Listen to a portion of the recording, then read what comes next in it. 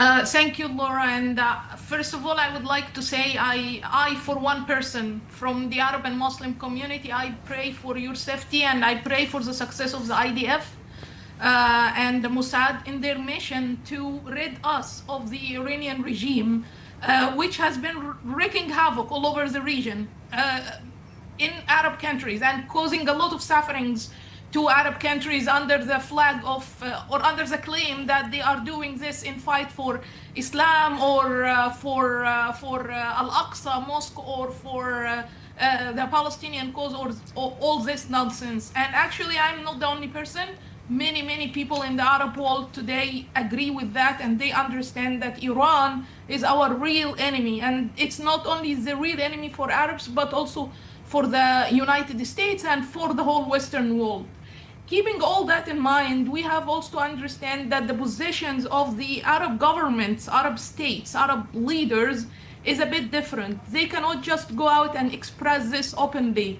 They have to play for their audience. They have to play the show by making such statements, blaming Israel as usual, as they always love to do, blaming Israel for things. Starting a problem in the region or so, while actually what Israel is doing is solving a problem, including a problem that was irritating them for 2 decades and they were not able to do anything with it. The Iranian militia spread all over the region from Lebanon to Yemen to Syria and Iraq. We're not hurting anyone other than the Arab people, pushing millions of them to leave their home countries and causing suffering in places like Yemen, famine and people being killed. So Arab leaders understand that. However, they have to make such statements. But if you see in all of their statements, they did not show any support to Iran. Yes, they blame Israel, blame Israel's actions as usual, but they did not show support to Iran. Actually, I can argue they quietly praying for for Israel's success. They are quietly praying for Israel's success in ridding the region of the Iranian regime, and I think somehow also they are willing to help. We saw Jordan, for example, intervening in many incidents in intercepting missiles. There are also reports about Saudi Arabia creating like missile defense or stationing missile defense systems around Mecca and Medina. So in general, I mean, Arab countries, especially in the Gulf region, they are very much on the side of Israel in this war, except that they cannot just go publicly and say this. One last observation is actually the situation in Egypt, and it's so surprising that Egypt, despite its relationship or its natural alliance with the Sunni Muslim Arab countries like Saudi Arabia, for example, it's now taking a very strong stance in support of Iran and openly supporting Iran, not only blaming Israel.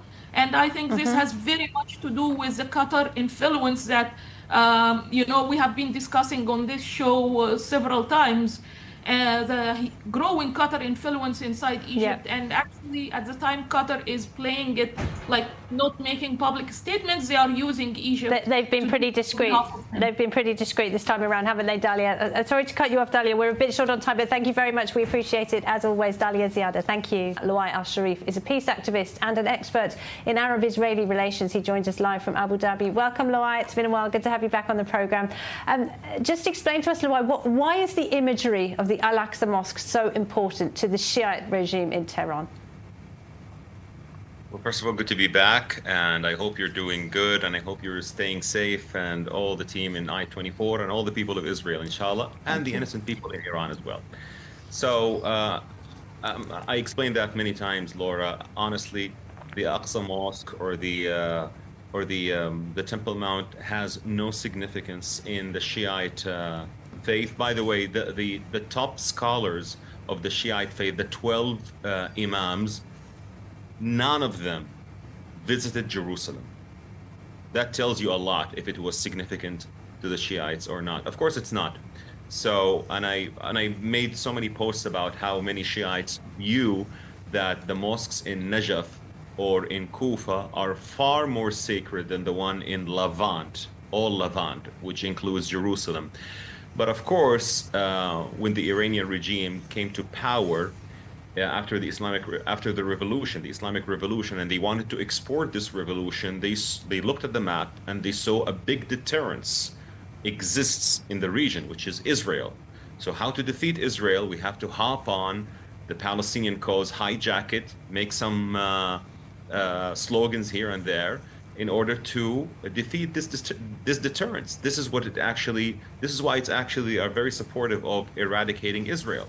They want to eradicate Israel and then turn their eye on the other Muslim Sunni countries. And aside from the Iranian people who have been impoverished and brutalized by this regime, it's Sunni Arab Muslims largely that have borne the brunt of most of this Islamic regime's activities. How do you think the Sunni Arabs right now are seeing what's going on? Well, I'll be very honest with you. The Sunni Arab, they look at the Iranian people as amazing people, great people. I do hope that when this war ends the right way, of course, that inshallah, two ancient people will make peace. The Persian people, the people of Persia, and the Jewish people. Don't forget, Laura, that there was one Persian king, solely called the Messiah of the Lord in the Bible, which was Cyrus. So I believe that inshallah things will eventually turn into the favor of peace between Iran and Israel, and I really wish that when we talk about escalations and de-escalations, everyone in the region is calling now, especially the official statements by the UAE, by Saudi, by Egypt, by all the Muslim and Arab nations, Sunni nations, they are calling for de-escalation, and I understand that, but the 60-day negotiation could have given Iran a chance, if they really wanted this not to happen, to sign a deal. So this is why I believe the Iranian regime has to come to its senses and give up its nuclear ambition in order for things to move forward. Do you think such a zealous regime, such a regime that is based on a very extreme interpretation of Islam, can back down from this? No, I don't think so. I'm being very honest and blunt. I don't think so. Because honestly, you have to trust what people say, Laura. When they say we want to eradicate Israel, we want to annihilate Israel, we want to remove Israel from existence, you have to take them seriously. Unfortunately, they are not sending the right messages. And I'm afraid that they would start to send the right messages when they feel that they are on the verge of collapsing. I don't really think that the operation that Israel is doing right now aims to, and that's what your defense minister, Mr. Israel Katz, said, it's not aimed to change the regime, but it's aimed to remove all the imminent threats Israel has and that other countries in the region have as well. So Iran should have signed a deal in the grace period that President Trump gave them. And I hope that they come to their senses and realize that it is not too late. It is not too late. If they come to their senses, they would give up their nuclear ambition, and this would pave the way for the end of this war and for maybe a future peace, inshallah. Absolutely. Loay, great to talk to you as always. Thank you so much.